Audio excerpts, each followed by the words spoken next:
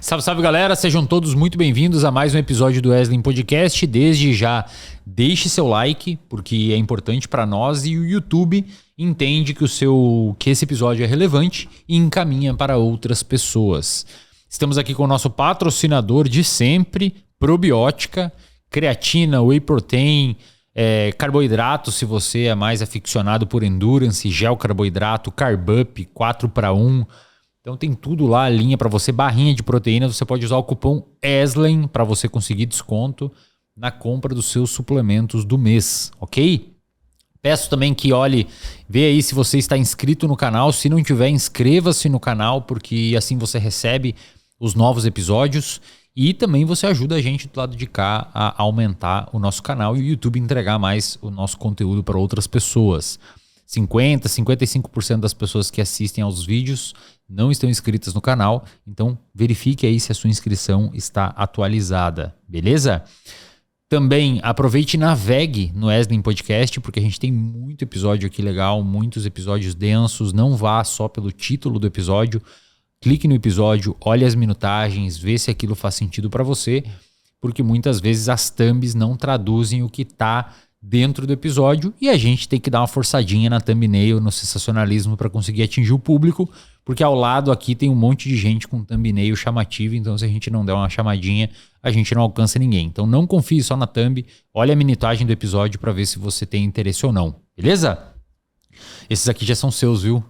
Estamos aqui com Emanuel Quirino, que é psicólogo, neuropsicólogo e cyberpsicólogo.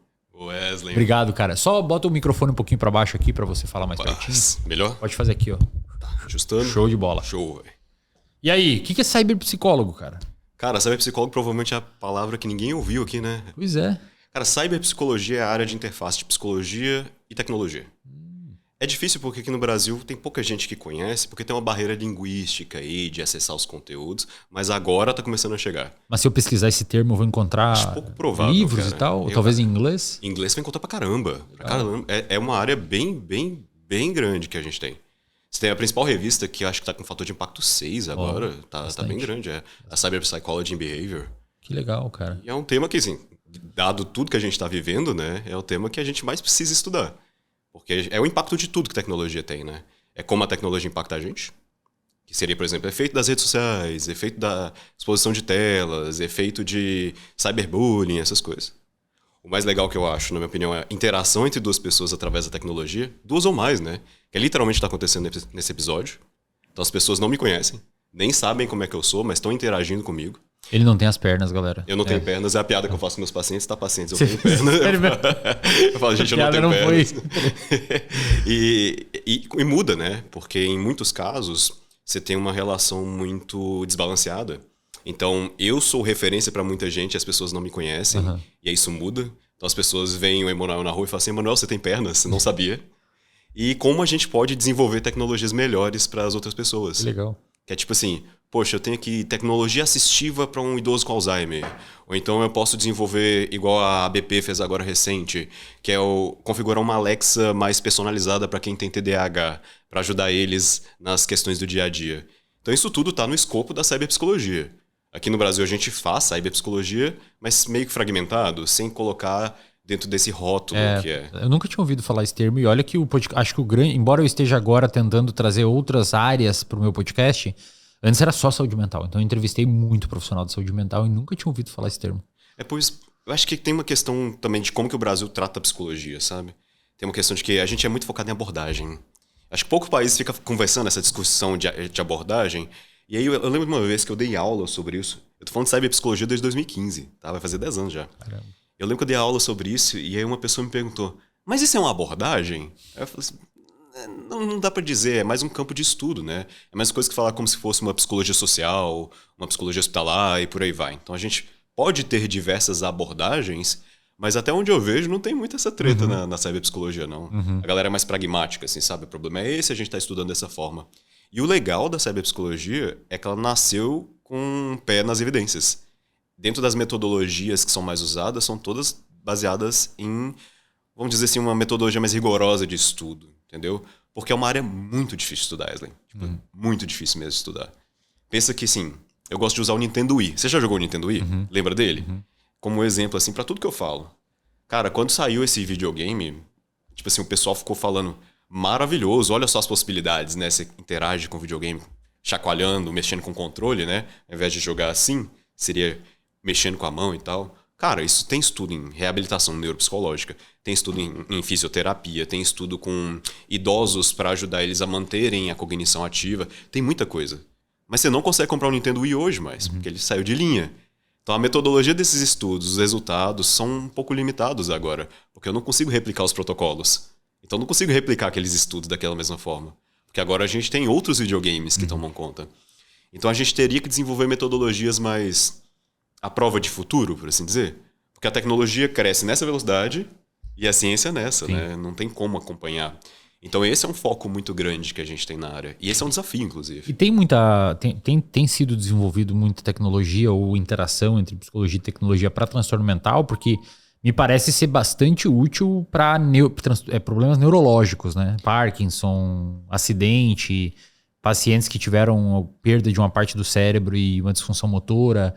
Na área da saúde mental, a gente consegue fazer bastante coisa também? Pra caramba. Inclusive, o meu mestrado foi em estimulação transcraniana por corrente contínua, TDCS. Você fez algum episódio de neuromodulação?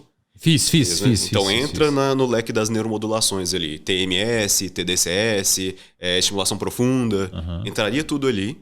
E aí tem uma galera que pega a estimulação transcraniana por corrente contínua e joga dentro do rol da cyberpsicologia. Então o que é essa intervenção? Seria usar correntes elétricas muito, muito baixinhas mesmo, para, diferente da eletroconvulsoterapia, você provocar ali um disparo neuronal ativamente, você facilitaria com que o neurônio trabalhasse ali. Então você precisa de menos energia e menos estímulo para aquele neurônio disparar.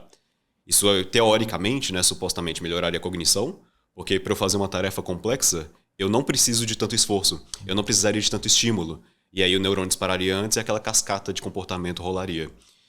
E aí, os potenciais são enormes. Então, por exemplo, eu posso tanto estimular quanto inibir determinadas regiões. Então, no meu mestrado, eu tentei ali brincar com o córtex frontal, principalmente supraorbital aqui, para estimular ele. Então, a gente viu lá que dá uma melhorazinha de funções executivas. Dentro da minha amostra, que foi relativamente pequena, eu adoro falar que deu, para ficar sensacionalista, né, para dar uma thumb legal no YouTube, como ganhar 6 pontos de QI, porque o grupo que fez essa intervenção teve 6 pontos de QI de melhora através da intervenção, mas não é tão grande igual parece assim. Minha amostra é pequena, metodologia tem problemas. Mas aí você pode também trabalhar na inibição, que aí entra mais um pouquinho na saúde mental. Então, por exemplo, vamos pegar um cara que tem convulsão, episódios convulsivos ali em determinada região do cérebro. Aí essa inibição dessa região faria com que ele tivesse menos episódios desencadeados ali por conta daquela atividade excessiva. Vamos pegar um cara que tem depressão.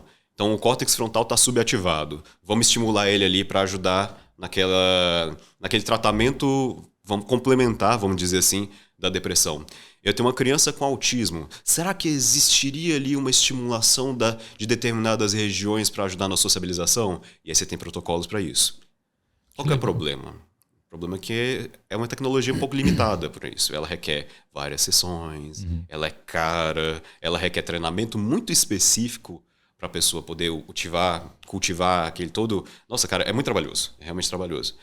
Mas é um potencial. Que legal. Esses tempos eu li um artigo que saiu na Nature Medicine, onde os caras conseguiram fazer uma DBS, uma estimulação Deep Brain Stimulation, em ciclo fechado, em closed loop. O que eles fizeram? Eles colocaram Porque tem alguns grupos de pesquisa muito famosos que eles botam um eletrodo lá e estimulam, mas é um cara estimulando, né? O que eles fizeram nesse é que o próprio cérebro... Eles botaram eletrodos numa região do corpo amigdaloide de uma paciente, de uma pessoa, uma mulher, com depressão resistente ao tratamento, tentou de tudo, nada dava certo.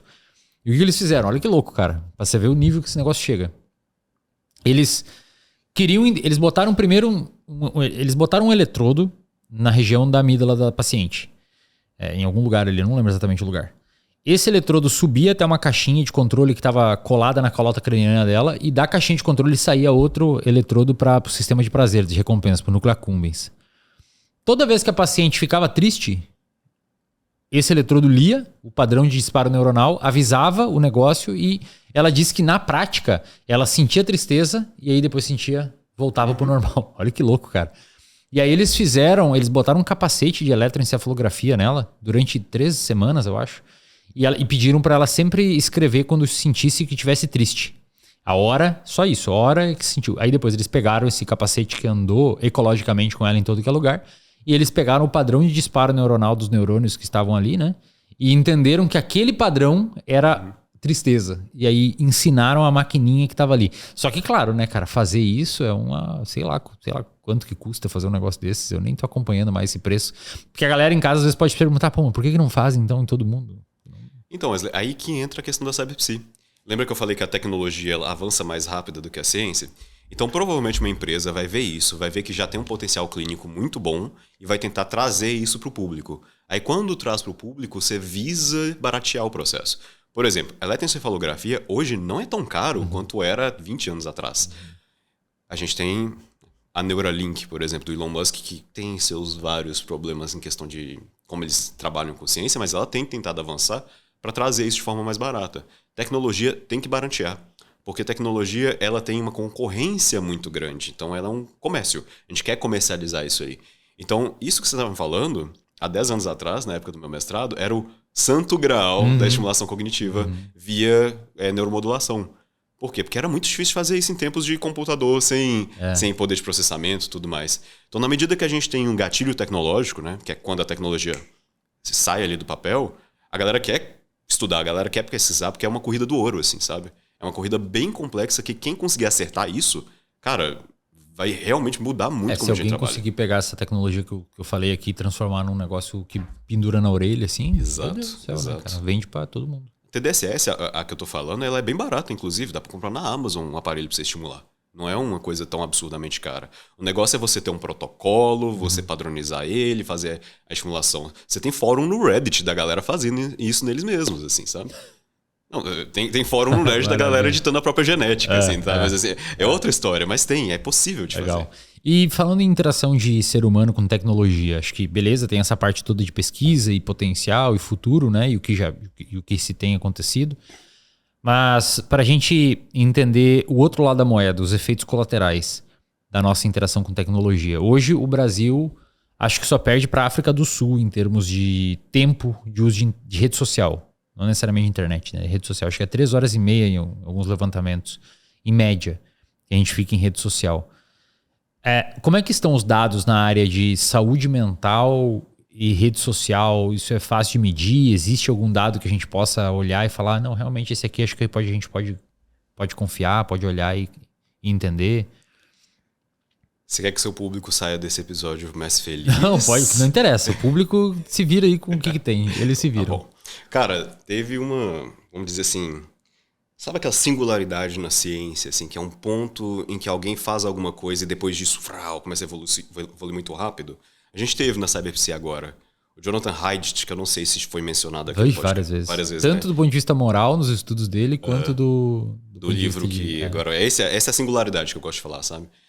O Jonathan Haidt publicou agora o Geração Ansiosa, que eu recomendo muito a leitura. É um livro sensacional. Já vou até fazer o disclaimer minha crítica ao livro. Cara, é muito americocentrista, assim, sabe? Os dados são extremamente americanizados. Porque ele pega mas isso aí seria estranho se não fosse. Então, mas quando eu falo extremamente, é tipo extremamente. Na psicologia, a gente tenta, às vezes, fazer umas ressalvas. Então, tudo que eu falar a partir daqui é dado americanizado. A cyberpsicologia tem esse problema, tá? É muito eurocêntrico em determinados momentos, americanocêntrico. E agora que a China tá chegando, tá melhorando bastante. Então, a partir desse ponto, a gente tem outros dados. Mas, cara, eu vou dizer que a gente, para poder estudar isso bem, tem que fazer um recorte muito bom populacional, inclusive. Eu tenho uma certa culpa no cartório, que eu acho que em 2018, 2019, eu escrevi um capítulo de livro falando assim: redes sociais, no geral, não causam prejuízo à saúde mental. E aí eu coloquei as citações. E eu não estava errado, eu citei certinho os papers. E se você olhar esses papers, tá tudo ok, não tem um prejuízo muito grande. Mas com o passar do tempo, a gente aprendeu uma coisa: melhorar a metodologia de estudo. Porque é um negócio recente, cara. Se você pegar a rede social, você tá tendo aí o Facebook, acho que é de 2008 no Brasil. Alguma coisa assim. Talvez até um pouquinho depois. Por aí, enfim. 2010, talvez. De qualquer forma, não tem nem 20 anos isso. Então a gente não sabia estudar isso muito bem. Videogame é a mesma coisa, tá? A gente não tem ainda uma forma inteligente de estudar, e porque muitos dados são isolados por conta das empresas e por aí vai. Então, quando você pega os dados globais de saúde mental e rede social, você não vê um efeito muito grande. Mas o segredo acontece quando você estratifica esses dados e começa a estudar grupos específicos. E aí a gente começou a ver em determinados momentos, assim. De 2013, 2011 para cá, a gente começou a ter mais prejuízo. Antes disso, o prejuízo era menor. E o prejuízo antes disso era menor e ele era mais focado em meninas. Quem tirou o palito curto da saúde mental em relação à rede social é mulher. Assim, não tem nem discussão quanto a isso. Não que os homens não sofram, o que vai causar sofrimento de um para o outro é diferente. No caso das meninas, por conta de como mulheres funcionam, principalmente socialmente, os prejuízos são específicos e potencializados por redes sociais. Por conta de meninos, eles são mais diversos e são potencializados por pornografia, videogame, grupos mais fechados de ódio e por aí vai. Eu vou até fragmentar depois para a gente ir pegando cada um deles. Mas no caso das mulheres, e a gente pegar a saúde mental feminina, ela de fato diminuiu, dado o avanço das redes sociais. O Jonathan Haidt usa esse termo já, que a gente já sabia na cyberpsicologia antes, que ele usa o The Great Rewiring, que é um momento ali que... A reinvenção, não? Eu não lembro como é que ficou a tradução em português, não. Mas seria mais ou menos um momento que mudou muito como que o cérebro funciona, e a gente pegou mais os adolescentes aqui. Quem vai sofrer os impactos da tecnologia e saúde mental, não sou eu e o Wesley, que a gente já está com o nosso desenvolvimento feito, são os adolescentes que estão crescendo agora e vão se tornar adultos no futuro. Eles que vão ter a maior parte do prejuízo. Não que a gente não possa ter, mas a sensibilidade de um cérebro em desenvolvimento para interagir com algo que não foi feito para interagir igual a gente interage hoje, que é rede social, internet, pornografia disponível amplamente, jogos, apostas.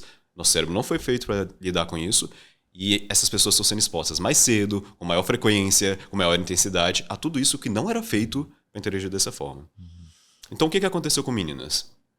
No geral, em adolescentes, a forma com que as meninas se desenvolvem ela é mais social, ela é mais baseada em aprender nuances sociais. Tanto que o bullying feminino ele não tem tantos aspectos físicos, ele tem muito aspecto de isolar socialmente uma menina. Elas também aprendem que comparações sociais para se adequar a determinadas normas é algo que deveria ser feito. Então, é a menina que é exigida de se vestir de certa forma, é a menina que tem que se comportar bonitinho. O menino não, o menino fica largado, ele cresce da forma com que ele deveria crescer ali. E com isso, essa exposição às redes sociais, ela vai fazer o que eu tô falando há muitos anos, que é só potencializar o que já existia. Então você vai pegar, para ficar fácil raciocinar, você vai pegar o que já era feito, o que já acontecia com meninas antes ali de 2010 e vai potencializar aquilo ali. Então antes de 2010, vamos lá, você lembra da moda visual da época da Britney Spears, super magra, com aquela magreza da calça a calça mais baixa, por aí vai? Aquilo ali aumentou muito a incidência de anorexia e bulimia entre as meninas. E isso vai acontecer na rede social, só com uma escala muito maior. Entendi. Por quê? A diferença minha de uma menina dos anos 2000 para uma adolescente hoje, aqui nos anos 2025, é que a dos anos 2000 vê a Britney lá de longe. Então não tem uma sensação de eu, ser tão influenciado pela opinião dela. Hoje eu tenho mais influenciadores que são mais próximos de mim e eles interagem diretamente comigo. Então o que eles falam ali acaba tendo um peso maior, porque me dá uma sensação maior de fazer parte daquela comunidade que aquela pessoa cria ali. Eu acho que um exemplo bom de comunidade de adolescente aqui pro Brasil foi a do Felipe Neto, por exemplo. O Felipe Neto ele não fala lá, meus fãs, meus seguidores, ele fala as corujas, né? Então dá esse senso de comunidade que ele é potencializado. E aí com isso eu vejo a influenciadora bonita, fitness hoje, que é a questão corporal mais pesada, e aí eu vou me sentir mal. A saúde mental piora a partir desses momentos de comparação. Consequência. Se você pegar a quantidade de transtornos internalizantes em meninas, disparou. Meramente que elas são mais expostas a fatores ambientais que potencializariam o desenvolvimento desses transtornos. Coisa que, dada a ausência da internet, seriam em menor frequência. A tese do Haidt é que isso começou a piorar quando a gente teve o desenvolvimento de telefones com rede social no telefone, né? Sim, mas eu dou um complemento. Tá? Eu acho que sim. Mas existe um agravante que é a internet rápida. As pessoas não pensam nesse aspecto técnico. Para pensar, Wesley. Vamos pegar o feed do TikTok como referência. Se eu estou passando o feed do TikTok aqui, é um vídeo, terminou aquele vídeo, eu vou direto pro próximo. Sim. Eu não tenho que esperar. Se pegar qualquer pessoa de 30 anos de idade para cima, como é que era ver uma imagem na internet? Você tinha que ver ela carregando de cima para baixo. Então, o que acontece é que internet rápida faz com que a estimulação seja muito mais rápida também. Então, sim, foi o avanço da internet, né, com as redes sociais acessíveis, que me dá acessibilidade ali, de eu ter dificuldade nenhuma de entrar, mas ao mesmo tempo a velocidade aumenta a intensidade, porque eu não preciso mais esperar carregar, eu não preciso mais fazer download do vídeo, ele vai instantaneamente praticamente hoje. Então sim, tem o fator dessa questão do celular, que é o que piorou muito a situação, mas tem o fator de internet rápido também. A galera que tá assistindo isso talvez seja mais nova, não sabe, mas a gente tinha que esperar o vídeo carregar no YouTube, lembra? Cara, a barrinha cinzinha subindo. Era horrível. Quando você vai pegar a internet dos anos 2000, você lembra o que era baixar uma imagem, velho? Exato. Nossa, eu quero ver um carro aí. Demorava. Aí caía a internet no meio. Aí caía a internet, você tinha que recarregar tudo. Era muito demorado. Baixar uma música era coisa de 2, 3 horas. É que eu fico imaginando assim, cara, será que se a gente não tivesse as redes sociais, mas tivesse essa internet veloz, eu fico imaginando que, eu não sei se a internet veloz seria o problema. Eu acho que o problema é a internet veloz com as redes sociais. Ela parece uma condição sine qua non na equação. Uma premissa necessária para a conclusão. A gente tinha redes sociais sem smartphone, Wesley. Teve essa época? Teve. Qual foi? Teve. A do Orkut. Orkut. O Facebook também pegou uma época sem Facebook smartphone. Bem no começo. É que o smartphone ele explodiu quando a Apple lançou o iPhone em 2007, eu acho, né? Acho que 2008. 2008. Mas tinha antes, tinha Orkut, tinha o MSN. E internet rápida, tá? Internet rápida. Para aqueles propósitos era rápido. Exato. E aí, tipo assim, só que aí o negócio, se a gente vai avaliar o custo de resposta, né, que é quanta energia eu tenho que despender para obter aquilo ali, eu tinha dentro da internet, no computador, no PC, aqui na mesa, eu tinha um custo de resposta alto, eu tinha que estar em casa, eu tinha que ter um contexto para usar, eu tinha que estar preparado para aquilo ali. E aí tem vários casos de pessoas que gastam horas ali. Mas hoje em dia o custo de resposta diminuiu para praticamente zero. E é isso que está potencializando a situação. O Jonathan Haidt, quando publicou o The Youngster Generation lá, eu li, logo que saiu, eu comprei, li em inglês, deu uma muvuca. Eu lembro que até uma editora da Nature fez uma série de críticas ao aspecto causal que o Jonathan Haidt defende, né? Bastante, inclusive. Ele defende que é causal, a rede social causa, enquanto que a editora falou que os dados não permitem apontar causalidade, mas daí ele fez uma carta de resposta que eu li e também parece que é difícil, né? São bons argumentos para os dois lados, aí o debate é bacana. Exato. O que você acha? Você acha que é causal com base nos dados que a gente tem ou é uma associação ou não tem essa resposta? Wesley, qual que é a sua opinião se não tiver resposta? Depende de qual Emanuel do multiverso você vai perguntar, assim, sabe? De verdade. Tem dias que eu acho que sim, tem dias que eu acho que não. A plausibilidade é grande para ser causal, pra todos né, os lados, cara. Pra todos os lados é bem difícil da gente afirmar, por isso que agora eu tô sendo mais prudente, assim, sabe? Eu vou dizer que a relação causal... Associação tem, né? Ponto final. Ok. Não tem discussão. Só pra galera entender, a gente não tá discutindo se tem associação ou não. Agora a gente tá no aspecto causal. Acabou. Assim, o melhor exemplo disso é bet. Tá? Então, as bets são a relação causal que a gente tem. Aumento das bets no smartphone, aumento da quantidade de pessoas que está apostando no Brasil. Isso é indiscutível, correto? Então, você vai me perguntar agora e a gente vai ter que estratificar sobre o quê? Vamos lá. Problemas de sensação de isolamento e sensação de não conexão. Cara, a gente já estava tendo essa tendência desde a década de 90. Crianças não saindo pra rua para se divertir. Tendência desde a década de 90. O que o smartphone fez foi aumentar a velocidade dessa tendência. Então, eu posso dizer que é uma causalidade que ele estava causando, dito que já estava acontecendo? Eu acho que na maior parte das vezes, o Emanuel desse multiverso do Wesley aqui, ele vai dizer que só potencializou. Eu tenho ido muito mais nessa linha. Eu acho que muitas das coisas já estavam acontecendo culturalmente, assim. Não acho que a gente vai achar relação causal em tudo, não dá pra dizer, mas eu acho que a gente vai achar relação causal em algumas poucas coisas mais sutis, assim. Então, por exemplo, relação causal entre o que eu gosto de chamar de body image creep, que é concept creep, já falamos aqui no podcast em algum momento. Existe um termo que chama concept creep, que é assim, um determinado conceito, ele tem uma tendência de perder ali a força dele ao longo do tempo. O creep seria que assim, precisa de cada vez mais força no conceito para a pessoa entrar naquilo ali. Seria mais ou menos assim, abuso. Antigamente, lá na década de 80, abuso seria mais focado no abuso físico, né? Então é um pai que bate no filho, e só que bater no filho com muita força para machucar, para quebrar o braço. Agora, o pai bater no filho já é por si só abuso. Você xingar o filho já é abuso. Então, várias coisas entraram no termo abuso aqui.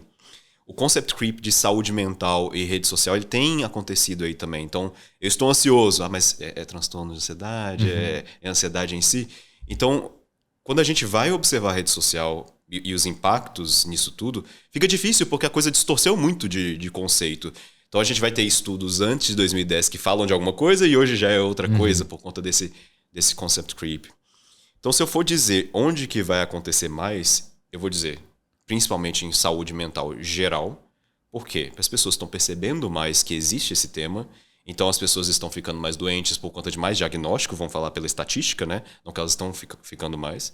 Mas você também, paralelamente, está acontecendo das pessoas estão ficando mais desesperançosas com contato em redes sociais, ficando mais solitárias a despeito de ter mais conexões, porque as conexões são focadas em quantidade, não qualidade. Então a gente vai tendo... Depende da categoria que eu falo, entendeu? É muito difícil de dizer. Perfeito. E você acha que agora, com o advento da IA, essa percepção de solidão ou enfim, essa procura por relações está se inclinando para a IA e a pessoa está começando a ter é possível ela ter uma relação próxima ou verossímil, como se fosse com um ser humano, com um chatbot? Como é que entra a IA nesse universo todo de rede social e saúde mental? Cara, eu gosto muito do Japão. Eu sou fascinado com a cultura japonesa mais antiga. Eu sou fascinado com a história do Japão. Você já foi pro Japão?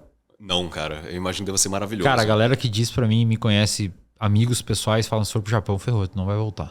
Sério, cara? Ó, porque assim, o jeito que o Japão se formou como um país é sensacional. Então, suponho que você já tenha, né? Pelo jeito que você me falou. Não, eu nunca fui pro Japão. Tá. É que eu viajei para vários países já e às vezes eu pego aspectos e elementos da cultura que a galera que eu tô viajando já foi pro Japão fala, se tu for pro Japão, ferrou. Se tu gosta disso é porque tu não viu o Japão. Não, cara. Então, silêncio, respeito, conscienciosidade, comunidade, um negócio diferente, né? É bem diferente. E aí, por que eu falo do Japão? Porque o Japão foi de um país que estava na Segunda Guerra Mundial fazendo crimes tão atrozes quanto os alemães, a China, né, a gente já sabe o que aconteceu lá, para um país que levou uma bomba atômica, para um país que hoje tem carinha casando com personagem de jogo. Sabe? Tem fenômenos digitais que no Japão são muito peculiares em questão de prevalência em relação ao outros países do mundo. Então no Japão a gente tem, por exemplo, os hikikomori. Hikikomori são os isolados, é muito difícil traduzir, inclusive até é um problema do termo, que seria mais ou menos... Os caras que não saem de casa e não interagem e não fazem nada de produtivo para a sociedade. Não é o neném que a gente fala aqui, tá? Mas é um pouco muito mais grave, na verdade. A pessoa não faz nada, ela tá presa em casa. Aí se vocês procurarem em qualquer plataforma documentários, vocês vão ver, tipo assim, o cara tá com a casa dele lá, ele não sai de casa, o piso dele é de madeira. Aí você vê onde que a cadeira do computador fica dele, já tem um buraco por conta da rodinha, assim, sabe? Caramba. De tanto que ele não sai de casa. É um nível muito bizarro de não sair de casa. Isso implica que essas pessoas quase não têm contato social, quase não interagem com outros seres humanos, mas eles têm afeto. Aonde? No mundo digital, com personagens digitais. Então, procura no Google, japonês casa com personagem de jogo, japonês casa com almofada. Tem. Eu não estou exagerando nem fazendo piada. Caramba, cara. Sim. Então, quando você começa a se afastar do contato humano, você começa a... O nosso cérebro ele é muito maleável, muito adaptável, né? Essa se torna a realidade que o cara se adapta. E é uma realidade que faz sentido, Wesley. Vamos pensar nessa situação. Você tem um paciente, que ele é adolescente. Eu vou pegar um estereótipo aqui. Uhum. Ele é gordinho, ele não cuida do cabelo, ele tem todas as características que socialmente, hoje, não são aceitas pelas coleguinhas de sala de aula dele. Tá? Ele não consegue se interagir com essas pessoas. Mas aí, do momento que ele sai da sala de aula e se torna o Gladiator 999 no LoL, e ele é diamante no LoL e mata todo mundo na partida, e todo mundo fica, cara, muito obrigado. Ali ele é muito bom. Ali ele é um cara de referência. E aí, quando ele começa a interagir com essas pessoas, ele se sente validado. E aí ele vai se desligando cada vez mais ali. Ok? Quando a gente vai para nível amoroso, isso acontece também. E se a gente tem uma IA que é feita para entender perfeitamente seus comportamentos, porque é assim que eles ganham dinheiro, inclusive, é sabendo o que você gosta e recomendando antecipadamente a você mesmo até saber o que você quer. Se tem uma IA que faz isso muito bem, por que não, dentro de um ponto de vista 100% capitalista como um business, desenvolver IAs especializadas em serem as namoradas digitais perfeitas, sendo que a gente já tem um público muito grande para atender com isso. Cara, esses dias eu fiz um react no meu canal principal sem ser o podcast, no canal principal, o Cid, tu tava aí, né, Cid? Ele se assustou até. Um react de uma reportagem de brasileiros que estão se relacionando com IA em aplicativos específicos pra isso. Sim. Cara, eu tomei um hate, bicho, porque eu fiz meio zoando. Tipo, eu falei, não é possível que o pessoal faça isso. Nossa, aí não sei o quê. A galera desceu o cacete nos comentários. Eu ativei uma comunidade que eu não sabia que existia. Você curte couve vespeiro sem saber, cara. Cara, a galera mandando assim, pô, Weslão, gostava muito do teu conteúdo, mas aí, sabe, chegou, pô, o Weslão era muito legal, mas acho que tá se perdendo um pouco no personagem. Sai da bolha. Então, pô, mas tu aí tá na bolha. Você Cara, caiu eu tô no na que a bolha. rede social quer que você caia, que é uma bolha cognitiva pra gente mesmo aqui. Cara, é impressionante os números quando você vai pegar. Mas isso chegou no Brasil já, então, porque Então, eu não está sabia. chegando. O Japão é só o cara que mandou. E Kikomori já está acontecendo aqui no formato... E Kikomori, os caras que ficam fechados, no formato nem. O nem é nem estuda e nem trabalha. Que é um termo muito pejorativo, porque eu acho que ele joga pro adolescente os problemas sociais, assim, sabe? Mas o que a gente tem aqui é um avanço disso muito rápido, inclusive. No sentido de que agora é muito mais fácil desses adolescentes ficarem assim, porque o mercado no futuro... O que vai ser a profissão do futuro? Wesley, quando eu fiz faculdade, eu tive a promessa de que, olha só, faz faculdade, que aí você vai ter um emprego bom, que aí você vai ganhar dinheiro. Não existe isso. Inclusive, uma coisa, voltando para a saúde mental, só para poder pegar esse gancho, isso é uma coisa que é importante da gente falar, porque o nosso cérebro adolescente ele precisa de referências, ele precisa de um norte para ele se desenvolver. Na adolescência que a gente é fã de alguma coisa, que a gente pega a camisa do Linkin Park e fica vendo vídeo de Naruto ao som de Linkin Park. É na adolescência que a gente vai falar, puxa, eu gosto tanto de sertanejo. É a formação da identidade que a gente tem ali. Só que na adolescência hoje, qual que é a formação? Ela é dispersa, ela é muito complicada e não tem uma guia de o que eu devo fazer quando eu crescer. Não faz sentido pela questão social. Não tem a via canônica, né? Se forma... Exato, trabalha. Não existe. Entra de júnior, entra de... Exato, e os pais não têm mais isso. Inclusive, hoje, ou foi ontem, acho que a BBC lançou uma matéria sobre esse problema que está acontecendo agora, que a IA está tirando os empregos de entrada da galera. Então, para você pensar. É uma galera que vai formar para um emprego que eles não sabem se vai existir, para não saber se nem só o emprego vai existir, mas se vai ter trabalho de entrada naquela área deles, porque os de entrada que é o que a IA vai acabar. A IA não vai acabar com um desenvolvedor que sabe muito fazer várias linhas de código em várias linguagens. Vai acabar com um carinha que recebe lá, muda aí a cor do meu layout, velho. Entendeu? Sim. Então a galera vai formar para uma carreira que não sabe como é que vai ser, para um emprego de entrada que não existe, para como é que eles vão se qualificar mais. Então a IA tira um pouquinho dessas oportunidades deles. E isso acaba criando mais um reforço pro cara, sei lá, já desmotivado, já, mas é né? isso mesmo que acontece, exatamente isso que acontece. Mais ainda. Cara, realmente eu fiquei muito impressionado, Emanuel. Eu não imaginava, de verdade, cara. Eu falei assim, caramba, tem um nicho, os caras escrevem... Daí eu lendo os comentários da galera no post da Record, sei lá, do SBT, que fez a reportagem... O pessoal com, tipo, 80, 100 likes, assim, os caras com textão falando que gostaram muito e não sei o quê. E aí tu tinha que pagar pra namorada IA mandar foto. Claro, os aplicativos devem botar os games ali, os níveis, né? Realmente eu fiquei impressionado. Não sabia que existia esse business tão grande. E, pô, sei lá, né, cara? É meio que maquiavélico, assim. Quer falar de pornografia pra você ficar mais surpreso, então? Manda aí. Então vamos lá. Porque, pelo que a gente viu, né, Cid? Acho que alguns tinham esse nível, né? A pessoa... acho que algumas pessoas, eles iam pras vias de fato com a IA. Eles transavam com a IA. Eles falavam, pô, aí a gente foi pra via de fato, ela se fez de difícil. Você escolhe. E alguns reclamavam que eles iam fácil demais pra esse. Alguns reclamavam que tava muito fácil. Você pode calibrar a IA do jeito que você quer. Só uma curiosidade que eu acho que vai te assustar mais. Você tem empresas especializadas em fazer robôs sexuais.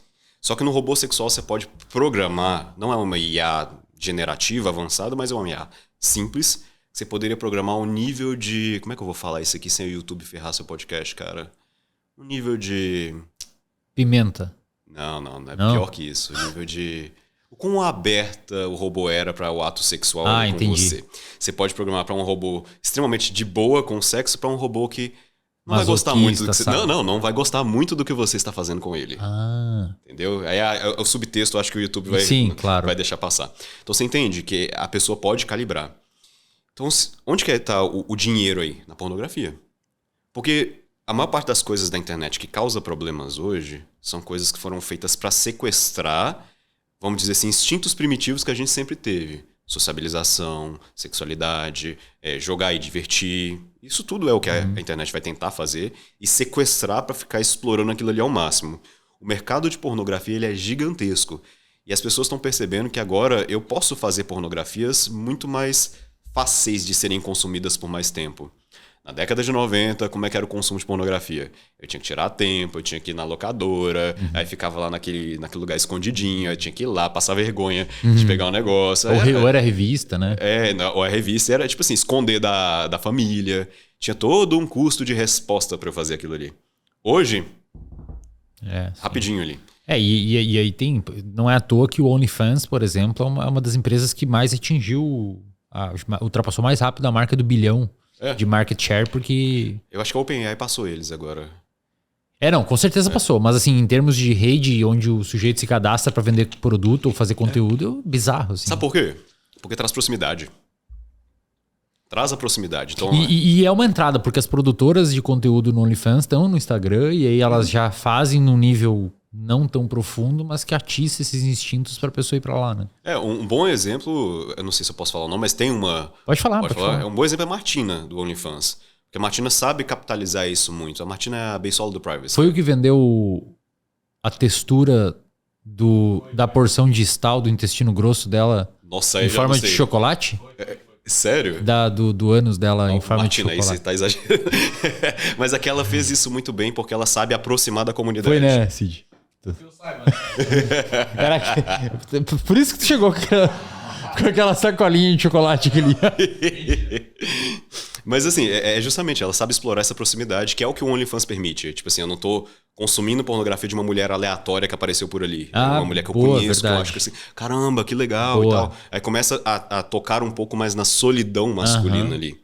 E o que acontece? Quando eu tenho uma IA que sabe o que eu gosto, que sabe a personalidade que eu tenho, eu posso customizar para os gostos que eu gosto. Eu gosto de mulher alta, eu gosto de mulher mais cheinha, eu gosto de mulher morena.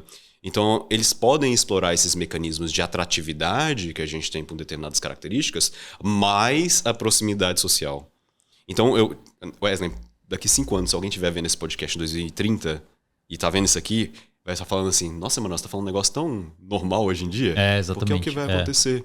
E aí a gente começa a ter N problemas que vão enveredar a partir disso aí. Pornografia, ela tem um problema, tá? Que é o que a galera já percebe hoje, é que o nosso cérebro não está acostumado, assim, e pornografia é uma coisa que afeta mais homens, tá? Apesar de que agora as mulheres estão chegando mais, mas que está começando a ter um problema que antigamente o nosso cérebro não evoluiu para eu ter tanta riqueza de conteúdo sexual. Eu não tô falando de nudez, não, porque em algumas culturas isso aí acaba sendo irrelevante, mas de estímulos sexuais, assim. Então, quando eu tenho estímulo sexual tão intenso, vai gerar o quê? Vai gerar uma adaptação. Então, quando gera essa adaptação, eu vou começar a ter um processo de desensibilização daquilo ali. Então, ao invés de eu ver uma pessoa pelada me deixa excitado, eu preciso de uma pessoa pelada transando com outra pessoa, aí preciso de outra pessoa. Aí vai aumentando ali cada vez mais a intensidade. Chega um momento que não tem mais aquela satisfação com a mesma quantidade de conteúdo. E aí a pessoa precisaria de conteúdos novos. E aí esses conteúdos novos já não estão tão disponíveis. E aí que entra IA. Porque o conteúdo novo vai ser eternamente novo. Olha só que sacada, cara. Entendeu? Então, claro. Personalizado, né? Personalizado. Então, daqui 5 anos, o Emanuel falou isso, provavelmente vocês já estão vendo isso acontecer em algum lugar. Olha só, cara. Ai, tô afim hoje de ver 3 mulheres e um cara transando, pulando de paraquedas de óculos escuro. Tá. A IA vai fazer. Vai fazer. 5 minutos aí de prompt, cara. E aí, em paralelo a isso, essa dessensibilização começa a fazer com que o mundo real perca a graça, né? Esse é o problema. A sua namorada já não é mais engraçado, seu namorado já não é mais engraçado. As relações assim, acabam esvaziando. Não vou dizer que acaba esvaziando, porque a gente fica... Eu acho que acaba direcionando um pouco nossa atenção menos pro problema. Como que eu falo isso normalmente, Wesley? O mundo real tá pouco se lascando. Tá nem aí pra você. Tá... Ai, essa água tá gostosa ou não. Não tô nem aí, eu não fiz essa água pra ser gostosa. Você está se adaptando ao mundo real. Ele não se adapta a você. O mundo digital é o contrário. Ele se adapta a você. Então tudo no mundo digital é feito para te agradar, é feito para te manter ali e é feito para fazer com que você continue ali. O mundo real não. Então qualquer coisa que acontece no mundo digital automaticamente é muito uma concorrência desleal com o mundo real.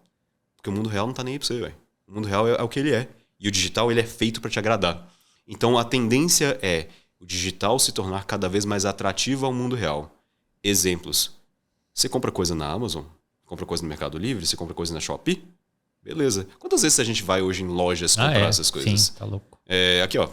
Whey Protein. Alguém vai vir em Floripa comprar? Exato. Mas antigamente eu tinha que ligar pro Wesley, entendeu? Tipo, o mundo ele vai ser feito para ser cada vez mais fácil de se comprar.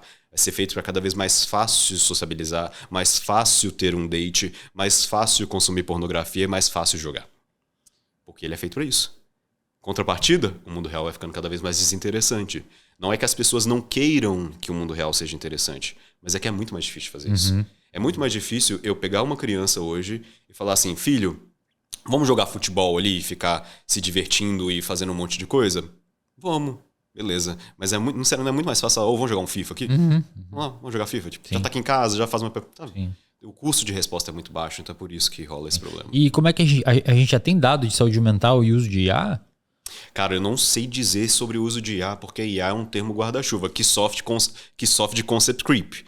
IA antigamente era uma coisa... ou chatbot, então, tipo, GPT. Se for na literatura, o mais fácil que você vai encontrar dos antigos, inclusive, é chatbot, tá? Que a galera vê. Cara, a gente tem... eu esqueci de que ano que é. Minha memória vai falhar nisso aqui, mas acho que é da década de 70, bem antigo, inclusive. Da primeira terapeuta feita em IA, que é a Elisa. É uma terapeuta rogeriana. E a galera curtia a Elisa. A Elisa passava um pouquinho no teste de Turing. Mas ela só perguntava, né? Mas a galera curtia da Elisa. No final das contas, os resultados eram bem promissores, assim. E depois a gente dependeu mais de avanço tecnológico para evoluir, né? Então, IA, para a saúde mental, a gente já está vendo isso há muito tempo.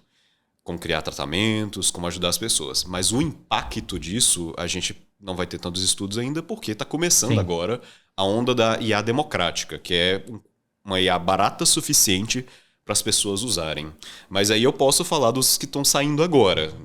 Acho que, não sei se você fez vídeo, eu vi a galera fazendo vídeo desse estudo que saiu mês passado, foi esse mês, sobre o uso de IA para produção de texto e como que aquilo ali geraria um déficit cognitivo, né? Então acho que seria muito seguir nessa linha aí. Essencialmente seria assim, usar a inteligência artificial em excesso vai fazer uma das coisas que mais prejudicam o nosso cérebro, que é não estimular ele. Ele precisa, tal qual como qualquer músculo, ser estimulado constantemente para manter a performance dele aí. Quando a gente começa a terceirizar para a IA decisões e processos que são simples, a gente para de estimular eles a partir do momento em que é muito mais fácil fazer por ali. Então, produzir um texto usando IA é muito mais fácil, muito mais tranquilo para o meu cérebro, porque gasta menos energia, só que o contraponto é que eu não estimulo ele. Então, em teoria, as pessoas não estimulariam tanto o cérebro, porque a IA ela é mais fácil, as pessoas vão usar ela com mais frequência. Em teoria, lá na frente, elas teriam cérebros menos desenvolvidos frente ao uso da IA. Só que, o que acontece? Alguns autores vão dizer que é tal qual como a escrita, porque se você lembrar, acho que é o Sócrates, nunca lembro se era o Sócrates ou Platão que falava isso, que era meio contra a escrita, porque você não estava usando o seu cérebro no máximo. Tal qual como a escrita mudou muito como a gente interage com conhecimento e com informação, a IA vai fazer a mesma coisa pra gente. Então, alguns autores vão defender que a IA é só mais um Google 2, assim. Seria eu usar como um suporte para o meu cérebro dedicar recursos para outras tarefas. Já alguns autores têm uma visão mais tradicional de, não, já deu, o limite é esse, a gente já está exagerando no quanto a gente está facilitando para o cérebro ao ponto de dar problema para isso. Aí, nesse grupo de autores, entra aquela galera que fala que o efeito Flynn já atingiu no teto e, na verdade, ele já está decaindo por conta do avanço da tecnologia fácil. A geração agora é mais burra, tem menor QI que a anterior. O buraco é mais fundo. Mas o efeito Flynn seria esse, né? O efeito Flynn gradativamente, de geração para geração, existe um aumento na inteligência daquela população. Isso geralmente é explicado, tem alguns fatores menores, mas os dois principais são: os filhos vão se alimentar melhor que os pais, em tendência, e os filhos, em tendência, vão estudar mais do que os pais. Ou seja, biologicamente, pela alimentação melhor, e ambientalmente, por conta de mais estimulação cognitiva no cérebro. Ponto. Só que aí o que acontece? A gente já estava chegando no teto do efeito Flynn, né? Porque não tem alimentação que vai deixar o cérebro melhor a partir de certo ponto ali. Depois ali é o ganha mínimo. E a escolaridade, meio que já chegamos no teto, inclusive, ao ponto de já não dar conta mais de escolarizar mais dentro do crescimento que a gente tem, né? Os países desenvolvidos já chegam numa estagnação nisso. Só que aí vem as redes sociais, vem o uso... Aí não vou colocar IA, porque os estudos não incluíram, mas possivelmente a IA aí, que vão pegar toda essa estimulação cognitiva do ambiente e vão diminuir ela um pouquinho. Porque não tem tanto mais necessidade de eu me estimular. E essas estimulações são mais vazias. Então, tanto que na cyberpsicologia a gente fala do CMC, Computer Mediated Communications, ou comunicações mediadas por computador, que são mais pobres mesmo, porque eu tenho menos gatilhos ambientais para eu entender o que está acontecendo naquela interação social. Tipo, eu tenho aquela nuance, né, do braço cruzado, batendo a mãozinha assim, aí a pessoa não vê isso tanto na interação digital e não sabe que a pessoa não está interessada em você, porque você está conversando por mensagem. Então, essa falta de coisas ricas no ambiente para estimular o cérebro vai fazer com que, em cascata, as pessoas estimulariam menos o cérebro por conta dessas tecnologias que estão por aí. Esses tempos eu estava fazendo uma live no RD, eu conversei com a galera lá que, para mim, eu não sou um estudioso de IA. Na verdade, eu acho que eu até deveria estudar mais. Eu tô meio parado, me sentindo às vezes meio que um tiozão, assim. Não uso TikTok, não consegui usar. Tentei até pra produção de conteúdo, enfim, não consegui, cara. Puta, tá difícil. É difícil. Não entrei nessa... E IA, cara, eu tive que me forçar, assim, vou ter que tentar usar esse negócio pra ver como é que é. No início foi complicado. Eu tenho uma ideia, né? Não sei se você concorda ou não. Eu acho que IA pro cérebro vai ser o que os alimentos ultraprocessados foram pra parte fisiológica. Ou os alimentos hiperpalatáveis, né? Embora os alimentos hiperpalatáveis tenham surgido, principalmente na década de 70, e desde lá a obesidade e o sobrepeso triplicaram no mundo, algumas pessoas não tiveram sobrepeso e obesidade, mesmo com esse ambiente disponível mais fácil, de comida mais gostosa. Eu acho que a IA vai ser meio parecida, assim. Eu acho que uma boa parte da população vai perder uma musculatura cognitiva importante, de reflexão, de construção, de raciocínio, de entendimento e tal. Mas uma outra parte vai conseguir turbinar, digamos assim, os seus ganhos cognitivos, porque vai saber usar num nível coerente. E talvez seja, assim como o advento dos carros e dos elevadores e, enfim, da sociedade moderna nos transformou mais sedentário, a gente às vezes não caminha 1000 passos no dia e a gente tem que parar 1 hora no dia para ir à academia fazer musculação, para não atrofiar o corpo. Talvez no futuro a gente tenha que ter 1 hora no dia para treinar o cérebro e não ficar fazendo tudo com IA. Entendeu? Já tem. Eu não sei se faz sentido essa minha análise aí. Sem querer parecer arrogante, Wesley, mas você fez literalmente a mesma analogia que eu faço. Olha só que legal. Tem quase 10 anos que eu faço essa analogia. Que legal, cara. De verdade. Eu não tinha ouvido, tá? Você fez a mesma que eu, que são alimentos... Eu não uso ultraprocessados, eu uso o aumento de calorias na população para pegar de uma forma mais abrangente. É exatamente isso que eu falo. Só que aí, se a gente vai seguir nessa analogia, a gente vai aprofundar nela. Por quê? Hoje em dia, se eu quero ter uma alimentação saudável, é muito difícil, é muito caro. A população que sofre com o consumo excessivo de alimentos ultraprocessados é a população de alta renda ou de baixa renda. É mais pobre, né? Quem que vai tirar o palito curto nesse rolê da IA? Os pobres e as populações que são mais vulneráveis por aí. Então a gente vai fazer uma coisa que já está acontecendo. Se você me der um espaço para falar de futurologia, claro, depois eu quero falar disso, porque já está acontecendo hoje, que é elitização do conhecimento e elitização da capacidade de lidar com informação. Então vou dar um exemplo. O avanço do smartphone, ele foi uma coisa maravilhosa para as pessoas de baixa renda. Inclusive no Brasil você tem mais gente com smartphone e acesso à internet do que acesso a saneamento básico. É uma desproporcionalidade muito grande disso. Mas se você for pegar uma pessoa que cresceu com smartphone e der um teclado para ela digitar e trabalhar, vai ser muito difícil. Porque ela não cresceu com PC. Porque entrou o smartphone, não tem necessidade de eu conectar na internet por computador. Mas o que é exigido no mercado de trabalho de você? Um computador. Então isso vira uma concorrência difícil para a pessoa de baixa renda que não teve acesso a PC, que é muito mais caro em proporção ao celular. Nos Estados Unidos você já está vendo isso. A geração que está entrando no mercado de trabalho agora, a geração que cresceu com o smartphone, é difícil de trabalhar, porque eles digitam devagar, eles distraem mais, por aí vai. Então você teria uma disparidade. O cara que é rico e pode pagar pela academia cerebral, vulgo escola particular, com muitos estímulos e muita coisa para fazer além da sala de aula, ele vai ter menos o impacto da IA. Já a pessoa que está na escola pública, cuja a disponibilidade de estimulação cognitiva é o turno da manhã, ela vai ficar o resto do dia dela fazendo o quê? Entendeu? Então a gente começa a criar essa elitização. E a gente já tem ela acontecendo. E isso vai gerar o quê? Elitização dos empregos, elitização de um monte de coisa. Quem sabe usar bem IA hoje tem uma vantagem competitiva. Quem vai usar bem IA hoje? São as pessoas que estão treinando ela desde o começo, entendeu? Esse é um grande problema da democracia com tecnologia, que se quiser a gente pode falar um pouquinho depois também, mas é que a gente tem concentrado cada vez mais não só recursos financeiros, mas recursos cognitivos ali do nosso...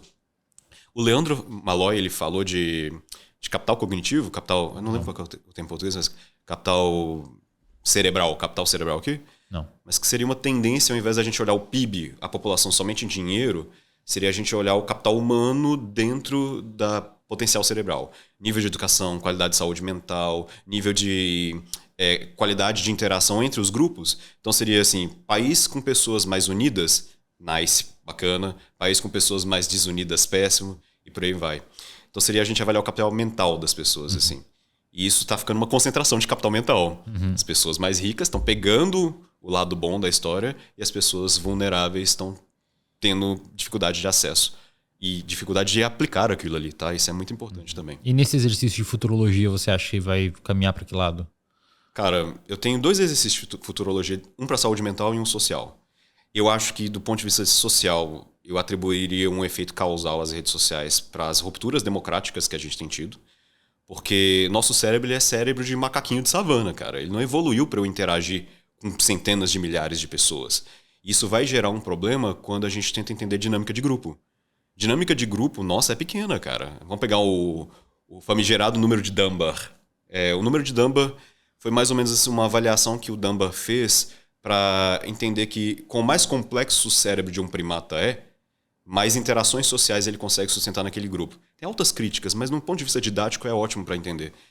Então o ser humano ficaria entre 100 e 150 pessoas que ele consegue interagir bem. Acima dali fica difícil. E aí manter a coesão do grupo, né? E hoje é exigido de nós que mantenhamos uma coesão gigantesca. Então isso que você fez da zoeirinha da galera foi um ataque direto ao grupo deles, não por má fé, mas é porque você não sabia da existência deles. Porque você nunca acharia isso estranho na savana, porque você nunca teria contato com isso. Você só tá achando estranho porque isso aí não faz parte de como você cresceu e não faz parte do seu senso de grupo. Porque você não é esse tipo de pessoa. Então esses pequenos ataques que estão acontecendo, eles vão estar potencializados por uma questão social muito grande hoje, que é as pessoas são mais sensíveis. As pessoas estão mais sensíveis porque elas ficam na bolha delas, só ouvem o que elas gostam de ouvir e elas são menos expostas a riscos aí. Isso eu vou falar daqui a pouco na futurologia. Por conta disso, as pessoas são mais sensíveis. Por conta disso, as pessoas são mais coesas no grupo pequeno que elas formam e vivem mais na bolha. Ou seja, o diálogo tem se tornado cada vez mais difícil hoje por conta disso. Eu não tenho que gastar energia para fazer o diálogo se a pessoa já está travada no grupo dela. Uma outra coisa que a gente pode apostar na futurologia em saúde mental, que casa com isso, é que as pessoas estão tomando menos riscos. A geração atual, que agora está começando a fazer os 17, 18 anos, estão começando a entrar agora na faculdade, eles se envolvem menos em acidente de carro, eles envolvem menos em abuso de álcool, eles têm menos gravidez na adolescência, têm muito menos comportamentos relacionados a risco no geral. Isso é muito bom, né, cara? Tipo assim, uma população mais sábia, mais pé no chão. Depende, né? Depende do jeito que a gente analisa. Exato. Porque isso não tá acontecendo porque eles são mais sábios, pé no chão. Nossa, caramba, baixou aqui a Vamos andar a 60 por hora, vamos fazer... Não vamos fazer ultrapassagem Provavelmente perigosa. é porque não saem de casa. É isso, não saem de casa. Não querem aprender a dirigir, não querem tomar risco de aprender se expor a uma prova de CNH, né? Uma galera que fica mais retraída, né? Exato. Porque é uma geração que cresceu numa bolha de proteção. E é uma bolha de proteção que é muito nítida, assim. Denunciada pelo Heiditz, né? Ele denuncia muito. Exato. Ele fala, vocês estão hiperprotegendo os filhos do mundo real e hipoprotegendo. Que ele fala, o safetyism. Exatamente isso. E é uma galera que cresce com os pais, tipo assim, é a diferença da geração atual para a geração mais antiga, que é andar de bicicleta. Se é que eles estão começando a andar de bicicleta assim. Na geração antiga, andar de bicicleta fazia parte do processo. Rodinha, andar sem rodinha, cair, ralar o joelho, se estrepar no chão ali. chorar, sentir a dor, lidar com a dor para voltar a andar de A bicicleta. galera com gesso no braço na escola que a gente assinava, né? É verdade, o gesso no braço. E hoje, dada essa bolha de proteção, inclusive por parte dos pais, começar com rodinha, ficar com medo de tirar a rodinha. Aí o pai fala, meu Deus, eu vou tirar a rodinha. Então o pai transparece insegurança para a criança, porque o pai tem medo que a criança machuque. Aí a criança vai machucar, ela vai ver que ela lascou completamente o joelho dela, tá doendo, tá uma experiência aversiva e fala assim, eu nunca mais vou andar de bicicleta. E aí o pai fala, tudo bem, é isso mesmo. Essa proteção em excesso vai gerar comportamento de esquiva. Então vai gerar pessoas com potencialmente menor capacidade de regulação emocional, muito mais dificuldade de se expor a riscos. Como consequência, essas pessoas não sabem lidar com frustração. É uma geração mais sensível mesmo. É culpa deles? Não, é culpa das gerações anteriores. E por conta disso, se a gente joga para a democracia, pessoas mais sensíveis, como é que eles vão defender as opiniões dele? Cara, Eslen, eu te desafio. Você cutucou o pessoal desse grupo que você falou aí? Fala mal da Taylor Swift em um episódio. Nossa, é verdade? Faz isso. Pô, vou fazer isso aí. Não sou eu que tô falando mal, não. Eu tô só sugerindo, tá? É o Cid vai ficar pistola. Pois é. Não fala mal, gente, eu não tô sugerindo, não. O Wesley vai fazer, não porque o Manuel falou pra ele fazer, né? Caramba, cara. Eu não consigo alcançar mais essas bolhas. Acho que o meu público, quando a gente vê as margens de público, quando a gente vê meu público é 25 mais. Aí acho que não é esse público, né? Você tá dizendo uma galera menos. Eles cresceram. Elas cresceram. Cara, pega na eleição do Trump agora. Eu esqueci como é que elas se chamam, Swifters, eu acho. Que elas esvaziaram o comício do Trump na força do ódio, velho. É porque o senso de proteção da comunidade é muito grande a partir de sensibilidade. Interessante. Eu tô lendo um livro agora chamado Tribos Morais, do Joshua Green, que é muito bacana o livro. Que ele mistura. Tu vai gostar, cara. Acho que vale a pena você botar na sua lista de leitura. E acho que tirando o Behave e o Determinate do Sapolsky, nos últimos 5 anos é o terceiro melhor, segundo melhor que eu li técnico, né? E eu li, modéstia à parte, vários. Muito bom livro, cara. Ele mistura muito neurociência com filosofia analítica, principalmente utilitarista, né? Da vertente do Stuart Mill, do Jeremy Bentham, do Peter Singer. Ele, basicamente a tese dele qual que é? Ele, olha que interessante, vai muito de encontro, vai ao encontro com o que tu tá falando. A tese dele é: cada tribo, conforme você falou, que se isola hermeticamente e você não tem que exercitar a capacidade de raciocínio porque as pessoas já sabem e falam a mesma coisa ali, portanto ficam mais sensíveis a ouvir opiniões de outras áreas e tal. Ele diz que, historicamente, cada tribo no mundo, e entenda-se tribo aqui como, cara, pode ser desde o islamismo, o cristianismo, o judaísmo, tribos amplas, ou sei lá, até a galera vegana, ou até a galera dos gamers, ou até a galera punk, ou até a galera, sei lá, qualquer outra galera aí. Ele diz que cada tribo desenvolveu as suas próprias leis morais para resolver o dilema dos comuns. O que é o dilema dos comuns? Imagina que a gente tem um pasto. Esse pasto, a gente pode colocar, cada um de nós, por exemplo, 2 vacas nesse pasto, só que se eu colocar 5, as minhas vacas vão engordar e eu vou conseguir vender essas vacas e ganhar mais dinheiro. Só que se todo mundo nessa comunidade, nessa tribo, pensar igual eu, o pasto vai acabar e todas as vacas de todo mundo vão morrer e a gente se ferrou. Esse é o dilema dos comuns. Então como é que se resolve esse dilema dos comuns? A gente tem que criar leis morais. Alguns grupos, alguns pastores conseguiram criar leis igualitárias. Então beleza, todo mundo tem direito a 2 vacas, não pode mais. Outros pastores em outros pastos criaram um sistema verticalizado. Então 2 pessoas têm direito a 40 vacas porque elas cuidam melhor e todo mundo elas vão dividir a carne com vocês. E funciona lá. Outros elegeram, sei lá, cara, as vacas fazem o que elas quiserem, a gente não pode encostar nas vacas. Cada tribo criou o seu próprio sistema para resolver o dilema dos comuns e resolveu. Então a galera do Islã vive de um jeito e aquelas leis deles funcionam para eles, os cristãos de outro jeito, os judeus de outro jeito, ou os veganos de um jeito, os texanos com chapéu de cowboy que comem carne crua de outro jeito, e foram resolvendo. O problema é que a internet e essa hiperconexão trouxe um novo pasto. E todo mundo foi para esse pasto com as suas leis próprias. Que legal, cara. E aí a tese do Josh Green é que a gente utilize uma vertente de ética prática chamada, o Vitor se denomina comum, utilitarismo. O que é utilitarismo? A gente tem que pensar nas consequências dos nossos atos. Não é o deontologia do Kant, não é a ética das virtudes. A gente tem que pensar baseado em dados, quais desses tipos de leis a gente vai usar em determinados cenários, considerando os dados. Porque é só dessa forma que a gente vai conseguir resolver o dilema da tragédia do senso comum que ele chama, né? Que é o que está acontecendo hoje. Olha como casa certinho com o que você está trazendo. E eu não li esse livro. É muito legal, cara. Muito legal. Eu vou ler, tá? E, inclusive, eu queria ter essa conversa de utilitarismo com o Vitor, mas ele não me responde no WhatsApp. Me responde no WhatsApp, tá, Vitor? Não sei quando o episódio vai sair, mas com certeza ele não vai ter me respondido até lá, porque eu acho que é exatamente isso, Wesley. Mas deixa eu fazer uma provocação. Eu não li o livro. Diz como é que isso encaixa com lá. O que acontece quando essas tribos se encontram? Não dá problema. É porque cada uma hoje está querendo resolver de um jeito. Antigamente, historicamente, quando uma tribo muito diferente da outra se encontrou, o que acontecia? Guerra. Problema. Não, e ele vai além. Por exemplo, eu fui pra Inglaterra recentemente. Cara, a Inglaterra, o aeroporto, eu achei que eu tinha descido na Índia.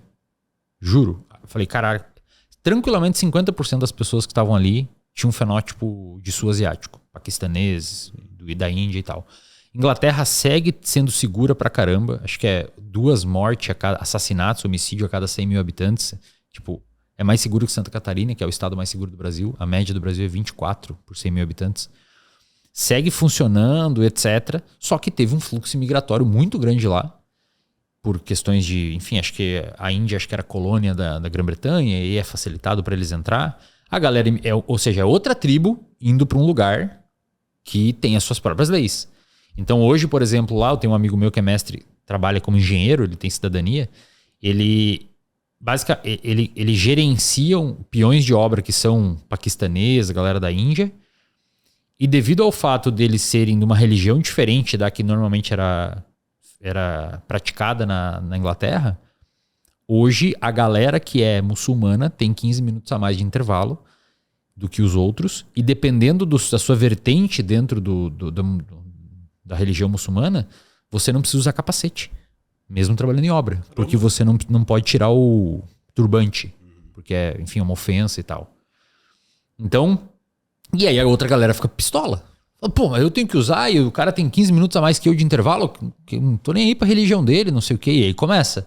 Porque 2 tribos estão habitando o mesmo espaço, cara. E aí começa a surgir... Não que justifique, tá? Mas explica. Começa a surgir uns skinhead lá que querem sair na rua, né? Matando a galera e não sei o quê. Aí tem bairros que eles se refugiam por causa disso. E nesse bairro, se você mora lá, você que não é muçulmano, no Ramadã, você tá comendo à luz do dia, que não pode, eles questionam por que tu tá comendo. Porque tá ofendendo o Deus deles, num bairro que eles moram. Então olha como fica, cara. É complicado. Como fica o atrito. Mas aí voltando para o Brasil, para não sair muito longe. Você tá dizendo então que, considerando esse cenário dessas tribos morais e tudo que a gente pintou aqui. Tu vai ler o livro lá, tu vai ver que é... E, cara, ele cita... Sabe o dilema do bonde? Mata um... Ele passa umas 100 páginas explicando tudo o que acontece no cérebro, os estudos do Damásio, inclui neurociência e como que se você empurrar alguém... Tem o clássico, né? Que tu empurra alguém, tu se sente mal por empurrar alguém para salvar 5 pessoas, mas se é uma alavanca, tu se sente mais tranquilo. Agora, se você tá correndo e sem querer esbarra na alavanca ou empurra alguém sem querer pra salvar outra pessoa, tu não se sente tão tranquilo. Cara, é bem legal o jogo que ele faz lá pra justificar o ponto dele que a gente deveria adotar o utilitarismo como uma teoria ética pra resolver esse dilema dos comuns. Agora, considerando que você desenhou aqui, você acha então que a geração que tá vindo agora, que é a geração que vai ter que resolver esse abacaxi, por exemplo, eu vou ter filho agora em agosto. Eu acho que um dos maiores dilemas, você também quer ter, né? Você comentou. Eu acho que um dos maiores dilemas da próxima geração, a próxima geração que eu digo vai nascer agora, ou que está nascendo agora, eu acho que vai ser resolver esse problema migratório, de tecnologia. Acho que vai ser um abacaxi que eles vão ter que descascar em algum momento, considerando esses ultranacionalismos que estão surgindo. Você acha que eles vão conseguir fazer, já que são tão tímidos assim, cara? Aqui. Com pouco repertório? Cara, então vamos lá. A geração atual é uma geração que tem menor saúde mental em relação aos pais, tem menor esperança com o futuro em relação aos pais, tem menor autoestima em relação aos pais, tem menores oportunidades de emprego em relação aos pais, tem menor repertório comportamental em relação aos pais. Por isso são fãs de Taylor Swift, cara. Eu não falei nada. Agora eu consegui. Ele me explicou antes do episódio. Eu vou deixar a bola quicando pra você, cara. Aí você faz o gol. Vai lá, desculpa aí. Não, tá de boa, Wesley. Tem menor isso em relação aos pais. Não vai conseguir comprar casa própria, vai pegar catástrofe climática, vai pegar mundo potencialmente em guerra, vai pegar democracias cada vez menos robustas. Realmente a galera falhou com a geração atual. E aí você vira no seu podcast e fala que quem vai resolver o abacaxi é eles, assim, sabe? Então a gente tem nesse grande experimento social que a gente fez, né? Que foi expor crianças e adolescentes a um negócio que a gente não fazia ideia da consequência. Esse grande experimento social que a gente fez, ele vai dar muito ruim em algum momento e a culpa é nossa, porque a gente deixou isso acontecer de uma forma totalmente sem supervisão. Eu faço muito uma analogia a quando os Estados Unidos tinha mercúrio ou era chumbo na gasolina. Tipo assim, não, tá tudo bem. Aí tinha lobby pra manter aquilo ali. Aí depois que a coisa atrapalhou a vida de muita gente, que parou. Vai ser mais ou menos isso. É a galera que vai tirar um momento da vida deles para resolver o problema que os pais deixaram. Sendo que a humanidade estava numa tendência de cada geração ser melhor do que a outra em vários pontos na qualidade de saúde de vida.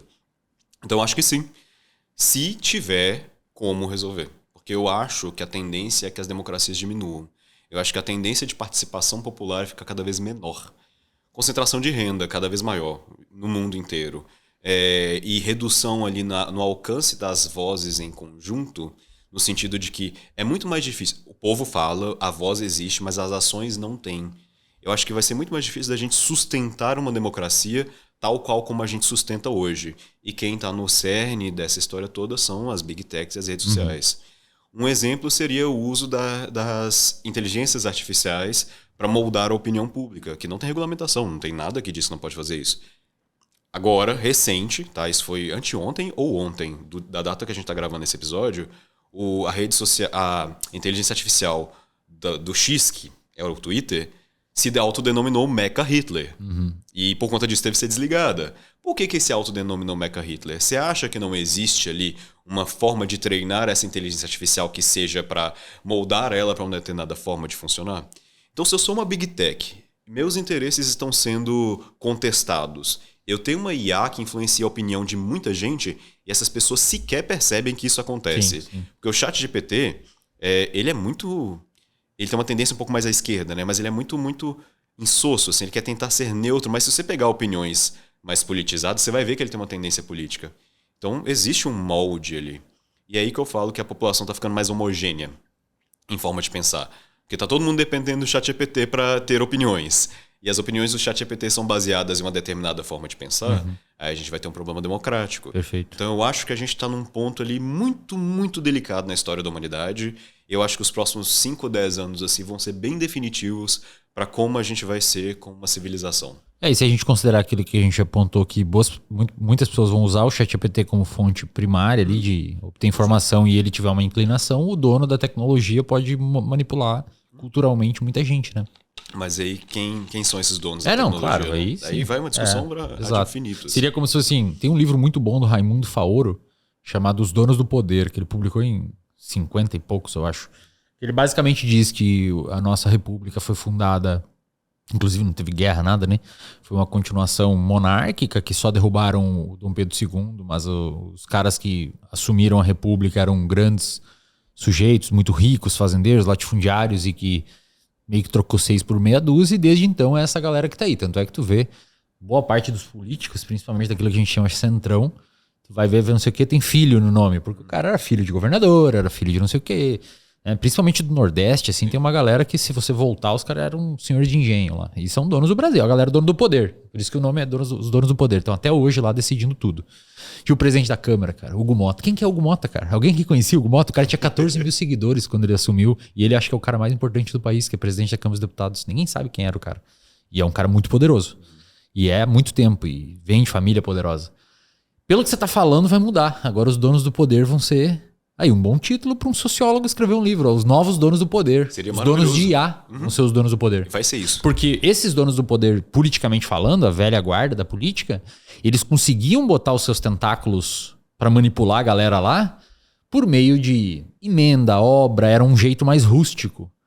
Agora os caras vão conseguir acessar com IA, né? Com tecnologia, moldando a forma que o sujeito pensa aos pouquinhos. Sabe, isso, na verdade, Wesley, já está acontecendo, na verdade, nos Estados Unidos, né? Interessante. Muitos países, inclusive a galera fala China isso, China aquilo, mas as regulamentações sobre IA chinesas são muito, muito sólidas.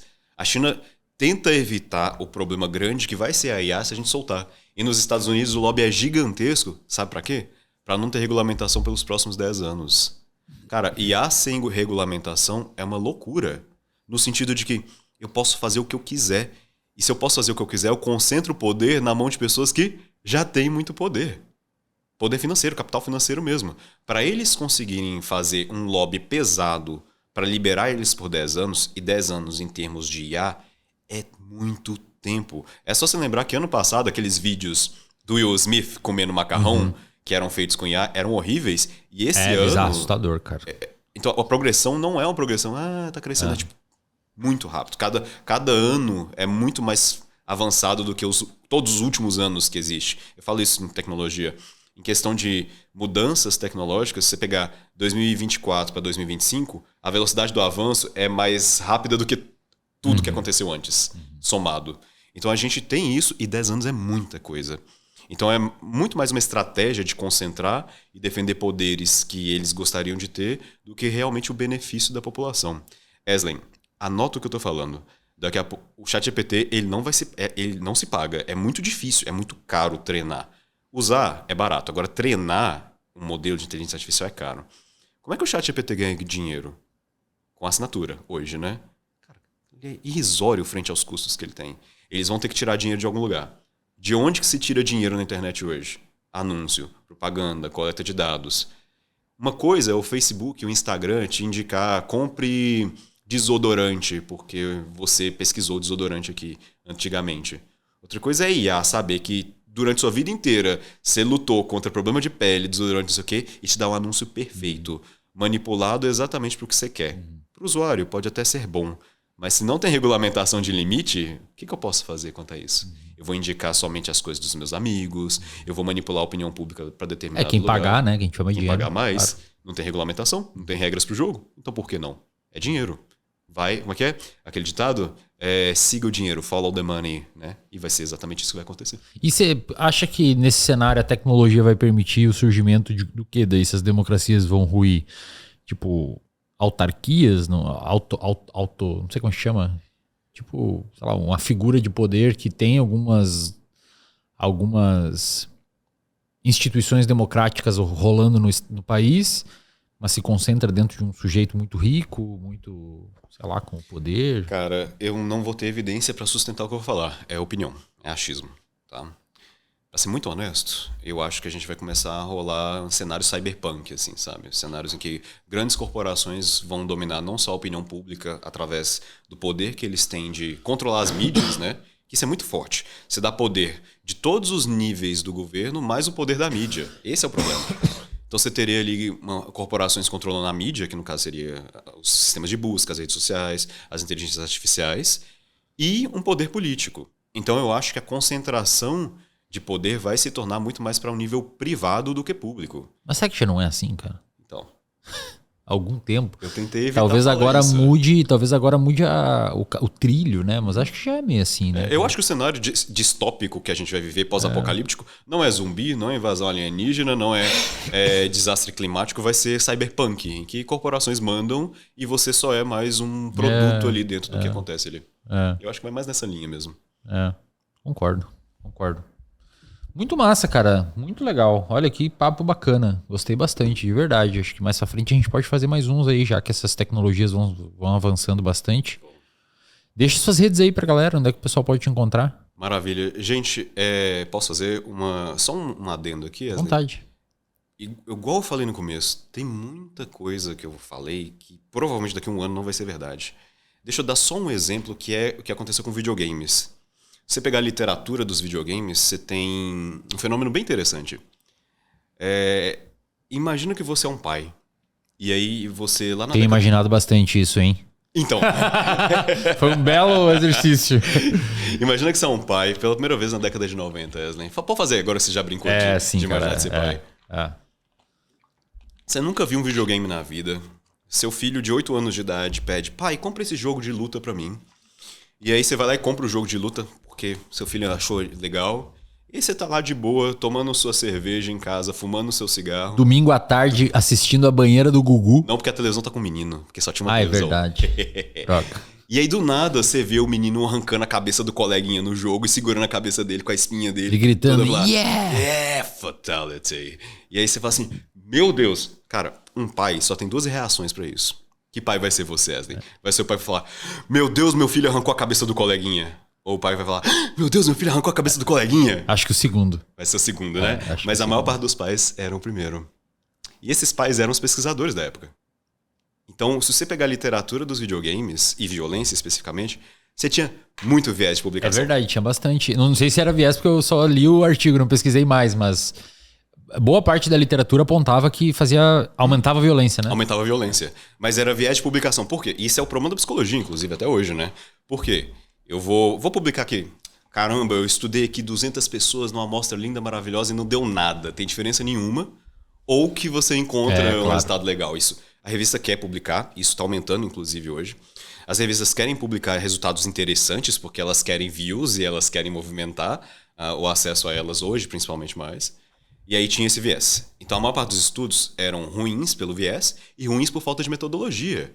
Cara, eu não sei estudar esse negócio não, eu tô tentando assim. Então não é porque os pesquisadores tinham má fé ou coisa do tipo, é porque não sabia mesmo. E o legal é que se você pegar cronologicamente, então esses estudos eram da década de 90. Se você pegar ali cronologicamente, mais ou menos ali para depois de 2005, 2008, o foco da literatura mudou para os impactos benéficos dos videogames. Você sabe por que esse timing foi nessa época? Porque a galera que jogava cresceu e virou pesquisador. Porra, eu cresci jogando Mortal Kombat, nunca matei ninguém, por que vocês estão falando que eu sou violento? Legal. E se cria aí um outro viés de publicação. Porque agora é muito mais legal falar que videogame não promove comportamentos agressivos do que falar que promove. Por quê? Porque tem muito gamer por aí que nunca matou ninguém. Então a gente tem que filtrar isso e quando a gente filtra, a gente começa a entender a ciência do jeito que realmente é hoje. Hoje, só para dizer para vocês, hoje a gente tem um grupo de aproximadamente 4% dos jogadores de jogos violentos. Não tô falando do cara que joga Candy Crush, Colheita Feliz, não. Tô falando do cara que joga jogo violento mesmo. Só 4% vai aumentar, de fato, comportamento agressivo para dar problemas mesmo, para chegar a ser disfuncional. Talvez o filmes aconteceria igual, né? Com essa população. Filme acontece Eles igual, parecem ser bem livro. predispostos à violência, né? Exato. 4%. Só lembrar que a galera cresceu vendo Rambo, Exterminador do Futuro, que também era muito violento. A mídia sempre é nisso. E você tem um choque, né? Porque os caras, os adultos sempre veem as mídias dos adolescentes como piores do que as mídias que eles consumiram. Cara, Laboratório de Dexter é muito mais legal do que qualquer desenho que passa hoje em dia. Porque eu sou velho, porque eu tô falando que eu cresci. Eu tenho um valor afetivo naquilo ali. Então, esse viés da literatura aconteceu e ele continua acontecendo. Então, redes sociais promovem comportamentos homens objetificarem mais as mulheres. Pode até ser, mas eu não posso dizer agora porque os impactos não foram estudados de forma mais precisa. Pode sim ter um viés muito maior de publicação, porque é muito mais chamativo eu falar disso. Então é muito importante que tudo que eu falei aqui seja visto com um contexto da data. Boa. Isso a gente está falando aqui em julho de 2025. Então se daqui 6 meses sair uma revisão com meta-análise maravilhosa falando que o Emanuel falou que está errado, eu quero que vocês peguem as referências que eu estava usando, porque a gente precisa que a ciência avança, porque é coisa nova, é coisa difícil de estudar, porque a gente não sabe estudar. Não é porque a gente é má cientista, nós somos maus cientistas nisso, não. É porque é difícil mesmo. Então, por favor, peguem leve em relação às referências, porque realmente pode mudar bastante. Não, legal. E na sua área ainda, né, com tecnologia, muda pra caramba. Pra caramba. Cara, antes da gente finalizar aqui, você acha que... Como é que eu vou explicar? É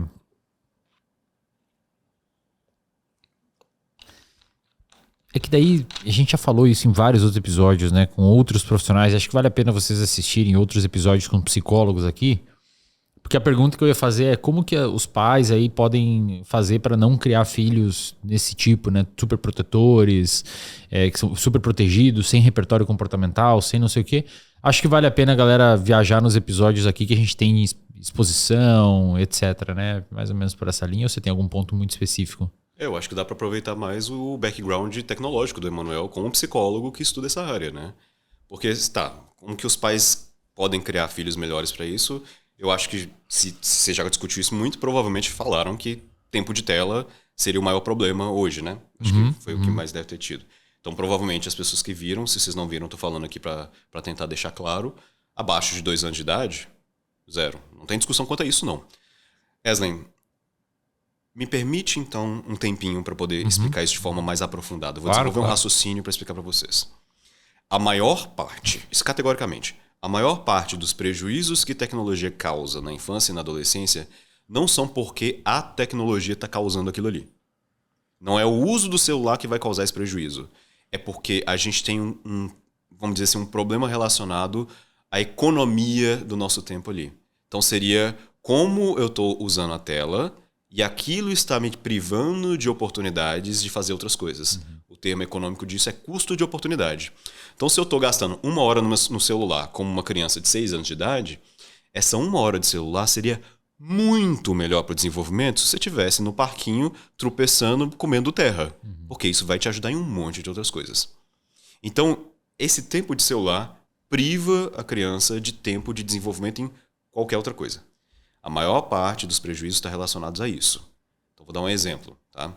Vocês podem até pesquisar no Google, que essa notícia é tão bizarra que às vezes eu preciso reforçar isso.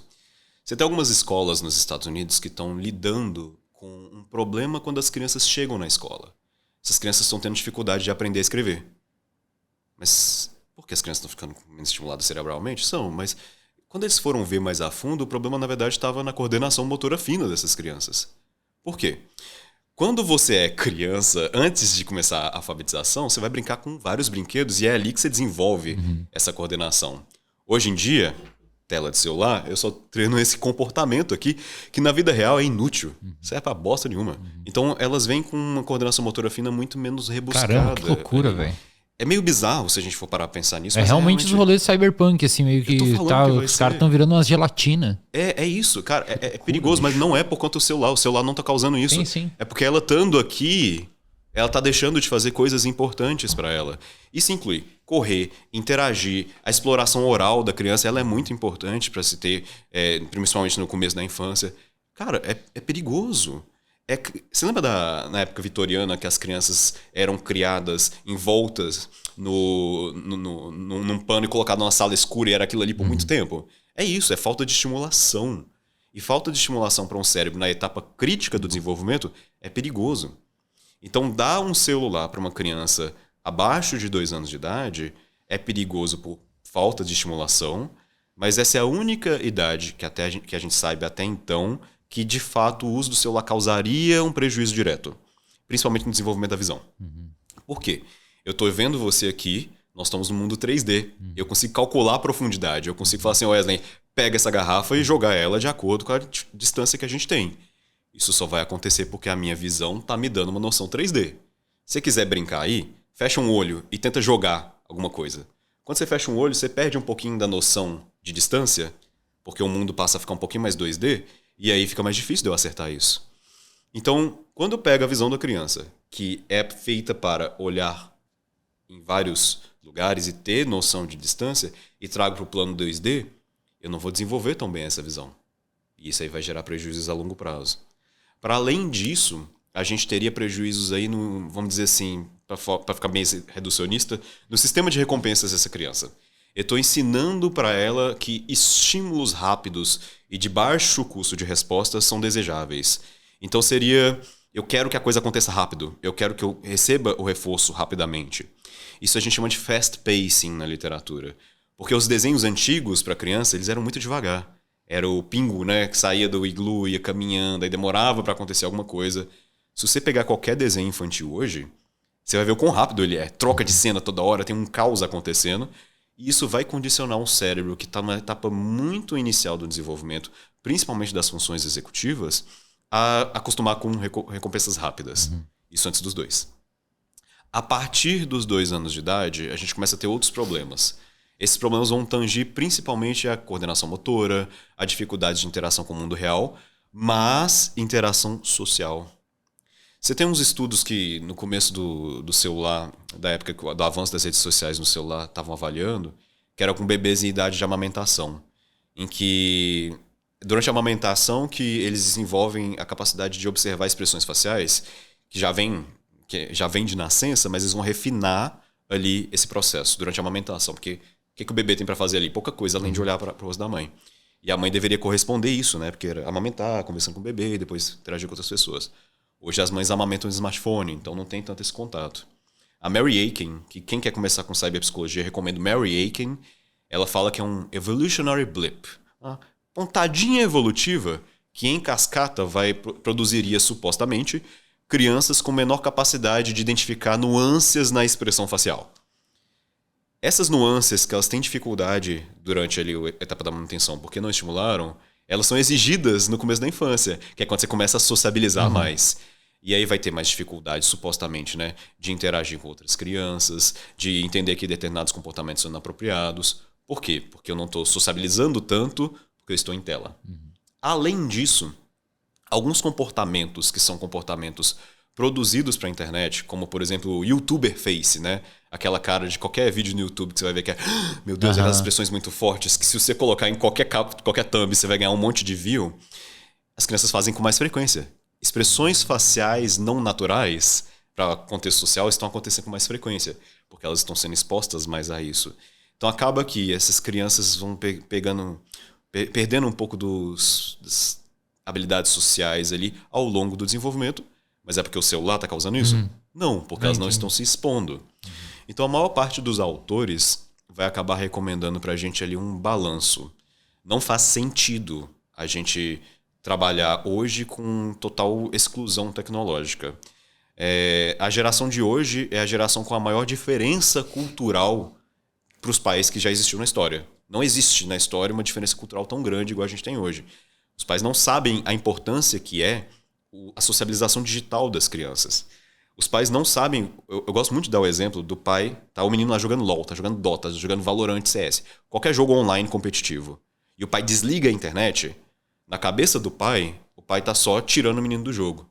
Mas na cabeça do menino, ele vai ser banido porque ele saiu da partida. Ele vai perder os pontos que ele tava para ganhar ali. Ele vai perder os amigos porque ele tá sociabilizando ali.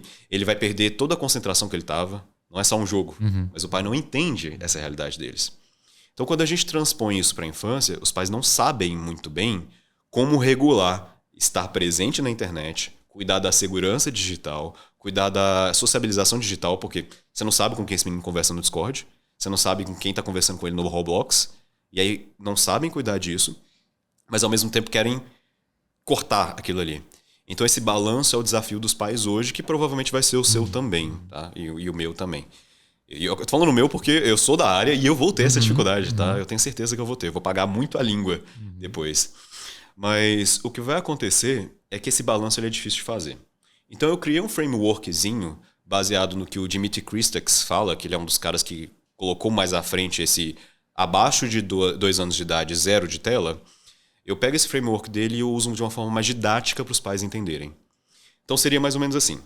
Para cada 1 hora de diversão disponível na rotina da criança, você vai ter que balancear X minutos pro digital e X minutos pro físico. Isso depois dos 2 anos. Depois, 2 anos é 0.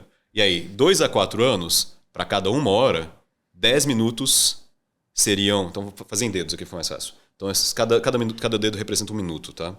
Para cada 1 hora, 10 minutos aqui, para uma criança de 2 a 4, seria digital. Porque é importante já estar acostumando ela ao mundo digital. E esse digital teria que ser somente conteúdo construtivo. Perfeito. Não é conteúdo de diversão. Ela não pode se divertir aqui. Tá? É coisa prática assim, para ela mesmo. Aprender matemática, o básico de matemática, noção de física e por aí vai. Dos 4 a 6, já seriam aí... Peraí, fica mais fácil meus dedos organizarem aqui. Como é que eu vou fazer isso? É difícil. O dedão. Seriam aqui 4 minutos para 40 minutos de diversão presencial. E aí 20 minutos de diversão online. Você aumenta um pouquinho online. Aumenta um pouquinho esses 10 minutos. A cada 2 anos você aumenta 10 minutos. Essencialmente é isso, tá? E aí, a partir de lá, para os 14, se eu não me engano, que fecharia, você pararia de se preocupar com tempo de tela e passaria a se preocupar mais com segurança e transmitir privacidade. Porque uma criança que tem, antes dos 12 anos de idade, usando tela, ela não tem que ter privacidade. 0 privacidade. Não existe privacidade para essa idade. Por quê? O risco é muito grande. O risco é genuinamente grande. Dela tá fazendo besteira. Ou seja, você pode saber tudo que ela tá fazendo. Pode. Não tem privacidade, não tem discussão. Mas a partir dali do momento que ela está começando a entrar numa fase mais avançada da adolescência, você vai liberando um pouco mais de privacidade com supervisão através de conselho. Supervisão através de observar a mensagem não funciona. Eu tenho um caso clínico ótimo que eu conto em toda a aula minha, que é do menino, que ele trocava nude com a menina, tem 14 anos, trocava nudes com a menina abertamente. Ele sabia quando a mãe olhava no celular dele, ele só deletava as mensagens erradas com a menina. Sim, e ele propositalmente, ele mandava um nude e falava assim, nossa, tirei 10 na prova de matemática. Estudei muito hoje. E ele só deletava um nude, aí só ficava a mensagem. Claro. E a mãe achava que ele tava arrasando.